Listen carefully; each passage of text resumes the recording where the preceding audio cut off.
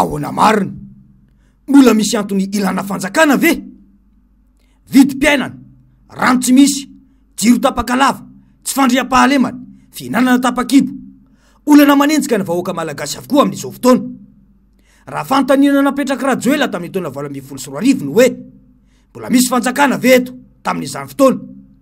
5 taona aty aorian'ny fitondrany dia mipetraka ny fanontaniana hoe sao dia tokony tsy ho asiana fanjakana intsony ary eto Madagasikara.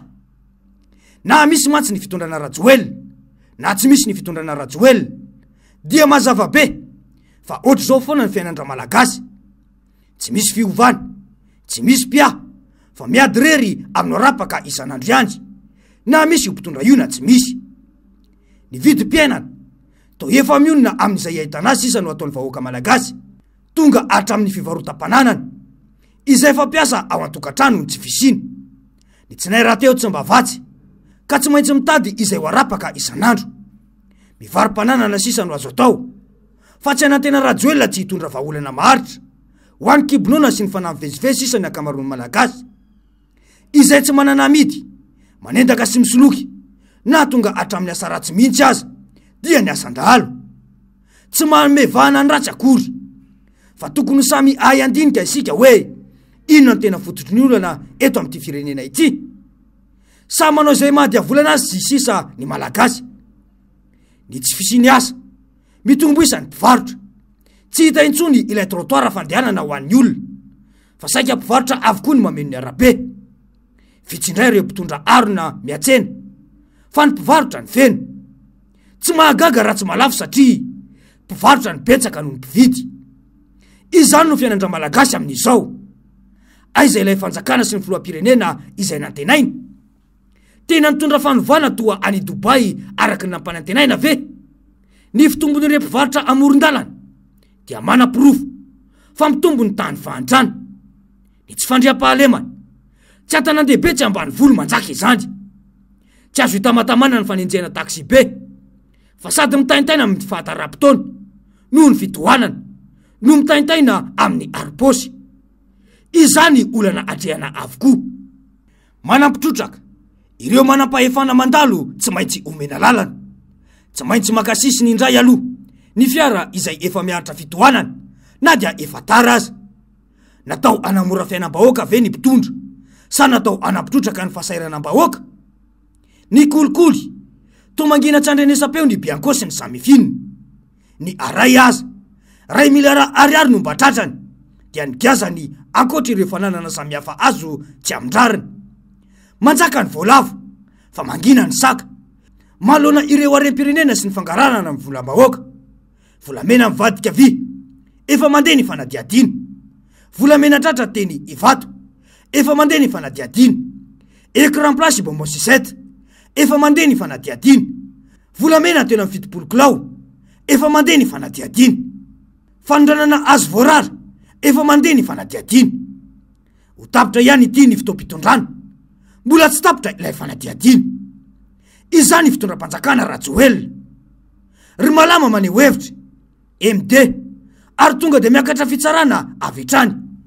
Roly Mercia, MD, sazy miantra 12 volana ny valiny. Le Berija Ravelomanantsoa, MD, sazy miantra 12 volana ny setriny. Ny Nidoni, MD, sy sazy miantra ny valiny. Fa iza no natao feheziny lalàna, dia iza no natao ho ambony lalàna? Ny fanehoan-kevitra ankalamanjana moa dia ireny raha mahita ireny, izy ihany no avelan'ny ritokely manao kata etsy roa. Fa ny sasany bahanana ersa vao mivoaka Antananarivo. Tena izay vao mahita hoe champion matahotra adversaire zany, raha izany no azo ilazana azy.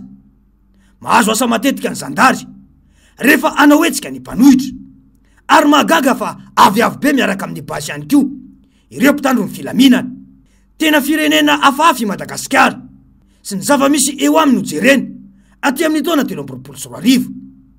Toa adiny tanteraka fa ny miaramila, ny polisy ary ny zandary no misy dia ho an'ny vahoaka ary noho ny vahoaka. Toa izy indray no mamoritra ilay vahoaka. Maiza mamindra noho izany mba tsy ho tratra farany.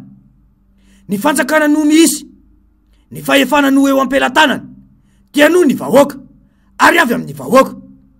Ny famatsim-bola avy amin'ireo mpamatsy vola no misy dia noho ny vahoaka ary ho an'ny vahoaka. Izany no antony ilazana hoe so de ilay fanjakana mihitsy no tokony tsy ho isy eto Madagasikara intsony raha izao endrim-pitantanana izao. To fanjakana mameny posy mamoky ny kibony sy ny fianakaviany sy ny akamakama fotsiny mantso no misy, fa ilay fototra nazahoany ny fahefana adiny tanteraka. Impirisoloana ny mpikambany governemanta fa ny eo ihany no eo, tsy foana ny kolikoly, tsy foana ny delestazy, tsy mitombo ny kapoka arotsaky ny malagasy. Izany ve no atao hoe tany misy fanjakana ry Andriamatofilo? Ny sampion mipopoka fa ny vahoaka malagasy matinoana. Ny filoham-pirenena miseho fa sangany aty Afrika, kanefa ny 1.7 izay ambarany banky iraisam-pirenena fa ho 7% ny malagasy aza matinoana. Izany ve dia logika? Tena hoe fivarotana sakabelo fotsiny ilay fanjakana sy ny fahefana ananany. Dia akaiky indray ity ny fifidianana. Ny be ny tanàna io efa nahazo moto, ny chef de district ireny nahazo fiara tsy mataho-dalana, fa isika vahoaka mba anantena inona amin'ny mpitondra io? Orana keletsy be sarety sy be oririka ary andavamamba aza andehanana sarety. Ahoana ny any ambanivohitra? Mbola eketsika ve ny fitondrana tahaka izao? Fitondrana izay tsy hita fototra ny antom-pisiany eo amin'ny fiainana andavanandro malagasy. Ny vokatra fanondrana izay fotom-pivelomana ireo mponina avy any avaratra. Akory izay? Tsy toy ny vidiny anana ankehitriny dia izy no mody mitidika ompamahaolana toa any Misisy Mosesy. Dia mbola misy ireo mpahazo ranondranony amin'ilay fanjakana no mitady ametraka adipoko sy fanavakavana ny samy malagasy eto. Inona no tiana atao ary inona no tanjona? Ireny araha mahita ireny ny vokatry ny fidorohana sy ny firongatry ny varotra zava-mahadomelona mahery eto amintsika. Aiza ilay fanjakana e? Maninona no mirongatra izay tsy izy izany amin'izao fotoana? Ny fanabeazana potika tanteraka, fitokonana lavareny no ataon'ireo mpianatra noho ny tsy fikarakarana ka tonga hatramin'ilay fanaovana tononkira hafahafa teny votovorona ireny no midika fa tsy mahatsapa. Izany atao hoe fisina fanjakana izany ny vahoaka malagasy ankehitriny. Anarana fandreny fotsiny izany na dia andoavan'ny karama isam-bolana aza. Ilay karamaina amin'io tsy misy fiantraikany amin'ny mpanakarama azy ny zavatra ataony. Voky sy migalabona ve? Izany no ilazana hoe so de ilay fanjakana mihitsy aloha no tokony tsy ho isy intsony satria vilia-tsahoana fotsiny ho an'ny fiainam-bahoaka. Ny vahoaka no iangany zavatra rehetra kanefa ny vahoaka no adiny tanteraka. Mampatsiany hira ny jomaka ampamany izay hoe anizany sandry, anizany angady, anizany vola, any vahoaka.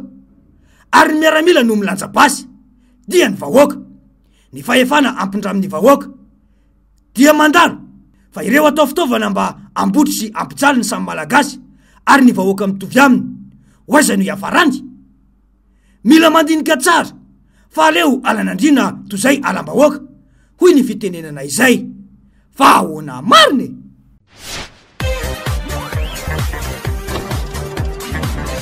Ahoana mariny?